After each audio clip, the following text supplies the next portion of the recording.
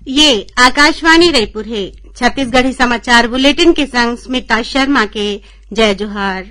आज के प्रमुख समाचार। प्रधानमंत्री नरेंद्र मोदी हा गरीब कल्याण अन्न योजना के लाभार्थी मन ले गोठ बात करत किहिन कि सरकार हा देश के गरीब मन ला हर संभव मदद देवाए बर प्रतिबद्ध है।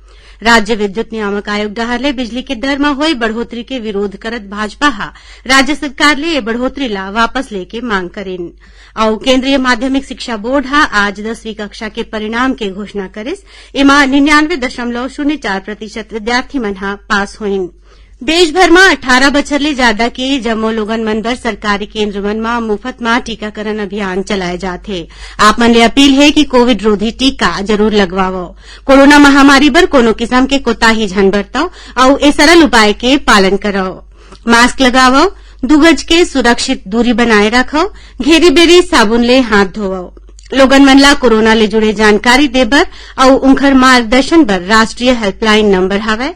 छत्तीसगढ़ बर हेल्पलाइन नंबर हवै 104 और 0771 2235 संगे संग राष्ट्रीय हेल्पलाइन नंबर हवै 1075। अब समाचार विस्तार ले।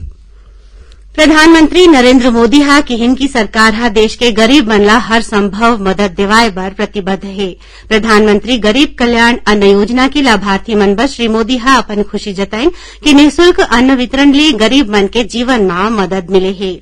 श्री मोदी हा आज वीडियो कॉन्फ्रेंसिंग के माध्यम ले गुजरात में प्रधानमंत्री गरीब कल्याण अन्न योजना के लाभार्थी मन ले गोठ बात करत रहिन। ए मौका में ओमन किहिन की सरकार हा वितरण प्रणाली ला दुरुस्त करे बर कतकोन प्रयास करे है। प्रदेश में कोरोना संक्रमण के औसत पॉजिटिविटी दर 0.6% में आगे हवै। काली प्रदेश भर में हुए 36,000 ले ज्यादा सैंपल के जांच में 236 लोगन ला संक्रमित पाए गईस। एला मिला के प्रदेश में अभी तक 10,02,400 ले ज्यादा कोरोना मरीज मन की पहचान करे गे हवै।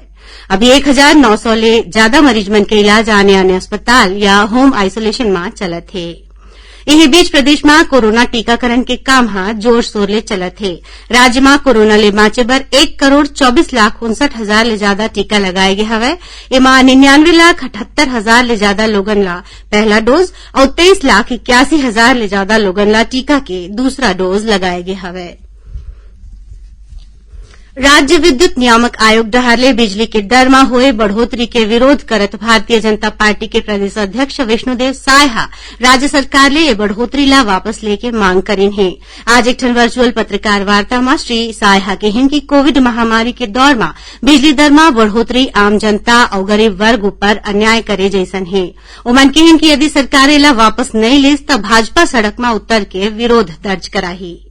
जनता कांग्रेस छत्तीसगढ़ हा घलो बिजली दर में वृद्धि ला जन विरोधी फैसला बतावत किहिन कि कोरोना के कारण लोगन के आर्थिक स्थिति खराब है। ऐसन में बिजली बिल बढ़ाना जनता ऊपर कुठारा घात है। भारतीय कम्युनिस्ट पार्टी मार्क्सवादी हा घलो एक बयान जारी करके किहिन है कि बिजली कंपनी के कुप्रबंधन और भ्रष्टाचार के लागत आम जनता ले वसूलना राज्य सरकार के जन विरोधी नीति के प्रतीक है। केंद्रीय माध्यमिक शिक्षा बोर्ड सीबीएसई हा आज 10वीं कक्षा के परिणाम के घोषणा कर दिस। ए परीक्षा में 99.04% विद्यार्थी मन पास होइन। नोनी मन हा ए बखत घलो 99.24% के परिणाम संग लड़का मन ला पाछू छोड़ दे हवै। उन्हें 98.89% लड़का और परीक्षा में शामिल सब्बो ट्रांसजेंडर मन सफल होइन। परीक्षा के परिणाम बोर्ड के वेबसाइट में घलो देगे हवै। उन्हें सीबीएसई हा 12वीं कक्षा के ओ लइका मन बर परीक्षा कार्यक्रम के घोषणा करे है जौन मन हा अपन नंबर में सुधार करना चाहत हैं। ये परीक्षा 16 अगस्त ले 15 सितंबर तक होही। बोर्ड हा बताए है कि परीक्षा बर पंजीकरण पोर्टल सीबीएसई के वेबसाइट में जल्दी शुरू करे जाही। यही बीच केंद्रीय शिक्षा मंत्री धर्मेंद्र प्रधान हा कहिन कि केंद्रीय माध्यमिक शिक्षा बोर्ड हा ए बछर ले स्किल मॉड्यूल के रूप में पाठ्यक्रम में कोडिंग और डेटा साइंस के शुरुआत करे है। 6वीं ले 8वीं कक्षा के लइका मन बर कोडिंग के शुरुआत करे गे है और 8वीं कक्षा के लइका मन ला डेटा साइंस के पढ़ाई कराए जाही। उन्हें 9वीं ले 12वीं कक्षा के लइका मन बर कौशल विषय वैकल्पिक होही। छत्तीसगढ़ी समाचार बुलेटिन आप मन आकाशवाणी रायपुर ले सुनत हव। छत्तीसगढ़ के खबर ले है आपकी वास्ता और खबर के विश्वसनीयता ले है हमर वास्ता। आकाशवाणी समाचार रायपुर के प्रादेशिक समाचार बुलेटिन के संगे संग हमार समसामयिक कार्यक्रम आप रेडियो के संग अपन मोबाइल में घलो सुन सकत हो। आकाशवाणी समाचार फेसबुक, ट्विटर और यूट्यूब में घलो हावय। हमार फेसबुक पेज हरे Chhattisgarh news on AIR, Twitter handle CGAIR news और हमार यूट्यूब चैनल हरे छत्तीसगढ़ AIR न्यूज। तो अब रेडियो के संगे संग आपके मोबाइल के माध्यम ले हम आप तक पहुंचत हन। छत्तीसगढ़ के हर खबर बर सुनत रहो आकाशवाणी समाचार। देश के स्वतंत्रता के 75 बछर पूरा होए के मौका में आजादी के अमृत महोत्सव के तहत प्रादेशिक समाचार एकांश आकाशवाणी रायपुर 6 अगस्त शुक्रवार ले एक ठन प्रश्नोत्तरी कार्यक्रम शुरू करत हे। एमा छत्तीसगढ़ में स्वतंत्रता संग्राम के दौरान हुए घटना, राज्य के स्वाधीनता सेनानी और समाज सुधारक मन ले जुड़े प्रश्न पूछे जाही। ये प्रश्न मन ला छत्तीसगढ़ी और हिन्दी प्रादेशिक समाचार बुलेटिन में पूछे जाही। श्रोता मन ला ईमेल और SMS के माध्यम ले जवाब देना होही। ये जवाब ईमेल आईडी raipurasawal@gmail.com में या फोन नंबर 9424208182 में SMS के माध्यम ले भेजे जा सकत है। जौन श्रोता के सही जवाब सबले पहले मिलही ओला विजेता माने जाही और ओखर नाव के घोषणा अवैया समाचार बुलेटिन में करे जाही। संगे संग ओला प्रादेशिक समाचार एकांश डहारले डिजिटल प्रमाण पत्र घलो दे जाही। ये प्रश्नोत्तरी कार्यक्रम अवैया 75 हफ्ता तक हर शुक्रवार के होही। राजनांदगांव जिला में अनुसूचित जनजाति वर्ग के लोगन के खिलाफ दर्ज 245 मामला के वापसी के कार्रवाई करेगे हवै। ये प्रकरण में 280 लोगन ला राहत मिले है।